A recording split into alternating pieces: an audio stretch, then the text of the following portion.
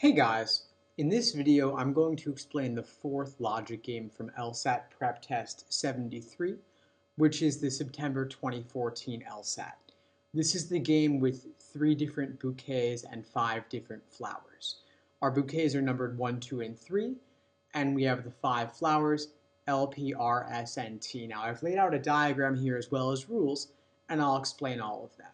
We know that 1 and 3 share nothing, so I put a little bracket with a slash through it around 1 and 3 specifically.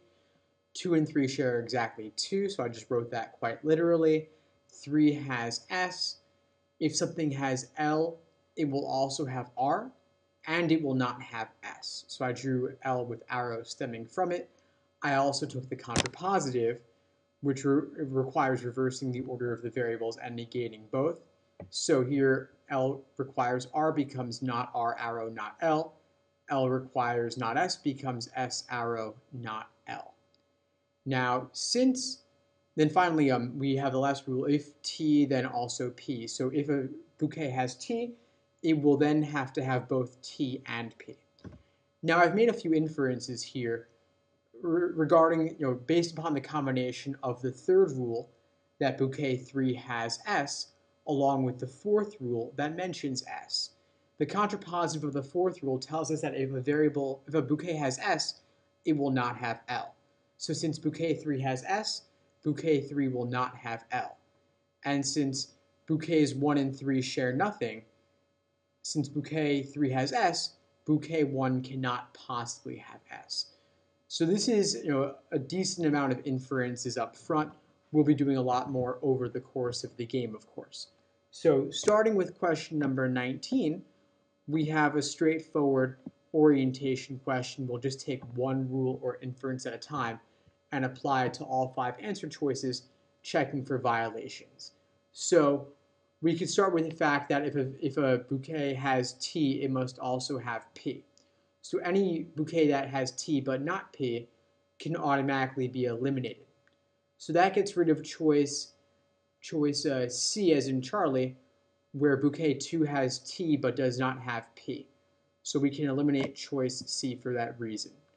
We also know that bouquet 3 has to have S, so scanning through the choices there, we can eliminate choice E, which does not mention S at all. We know that if a bouquet has L, it will have R and will not have S.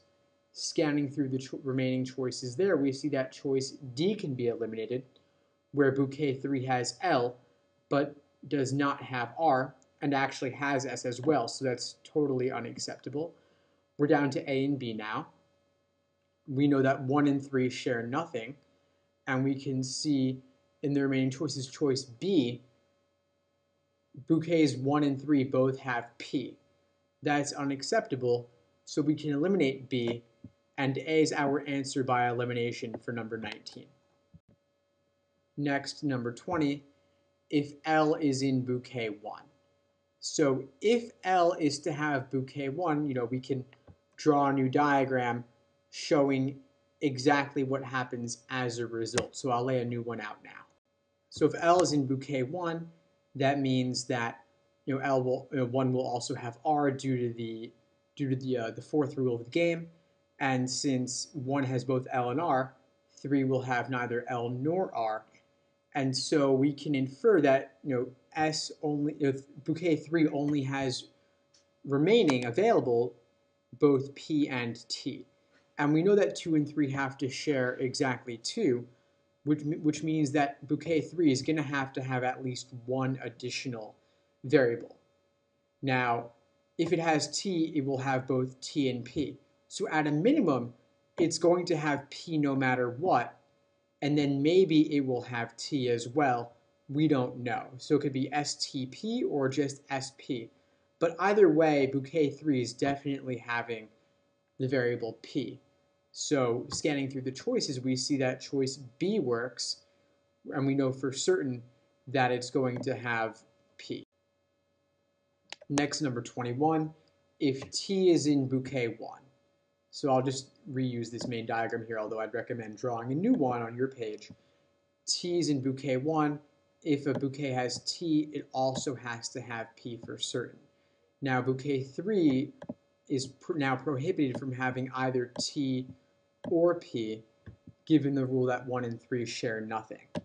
So if 3 is having neither T nor P and already can't have L, but we know that it needs to share 2 with bouquet 2, that means that bouquet 3 will have to have R as well, and it cannot have anything additional. So, because that already takes care of all 5 here, they're all accounted for, so I'll just put an X as a placeholder on that last slot there. So 2 and 3 share exactly 2.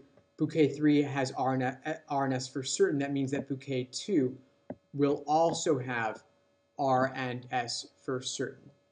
So now as we scan through the choices for number 21, what could be a complete accurate list of flowers in bouquet 2? Well, bouquet 2 has to have both S and R no matter what. Scanning through the choices, only choice E contains both S and R, so therefore that's our answer for question number 21. By the way, I should mention, since choice E lists 4 variables, is that I've listed 3 slots here for each of the 3 bouquets, but that was just kind of as a placeholder. They never actually said we'd have to have max of 3, so potentially any of these might have more as far as we know right now. So E is the answer to 21. Next, number 22, what cannot be a complete and accurate list of flowers in bouquet 2?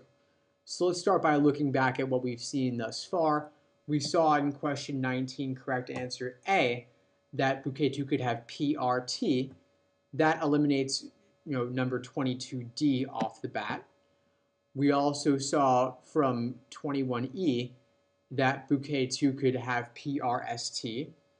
So 22E can be eliminated by that.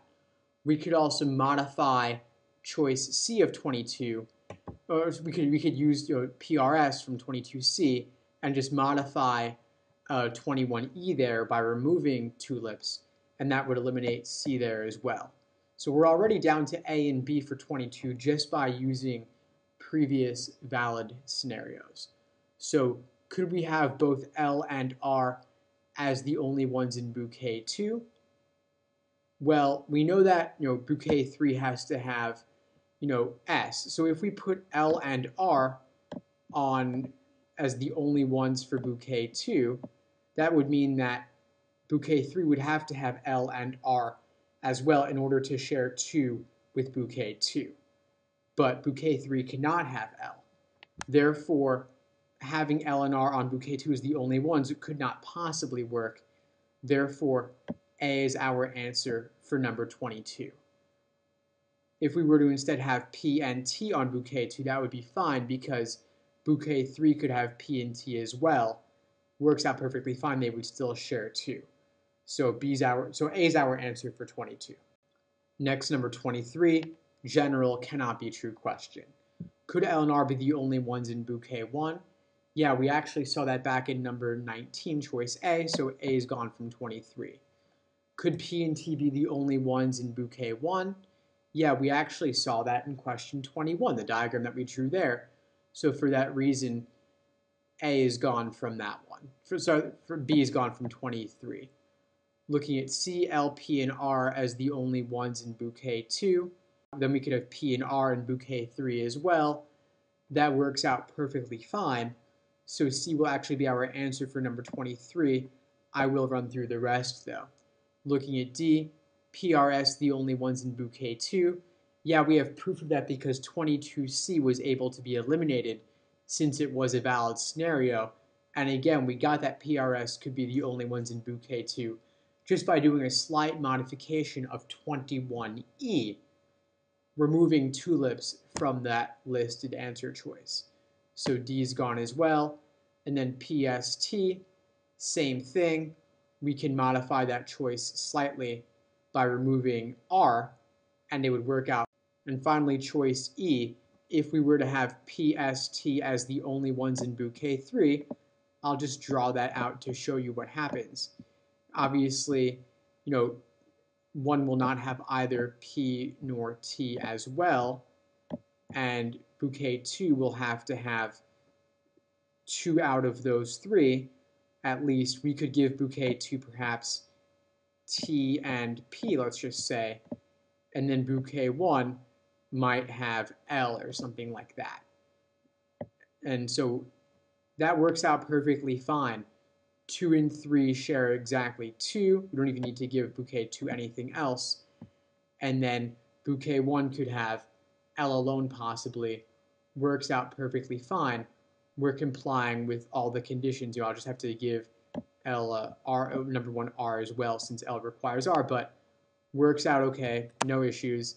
E can be eliminated, therefore C for number 23 is our answer.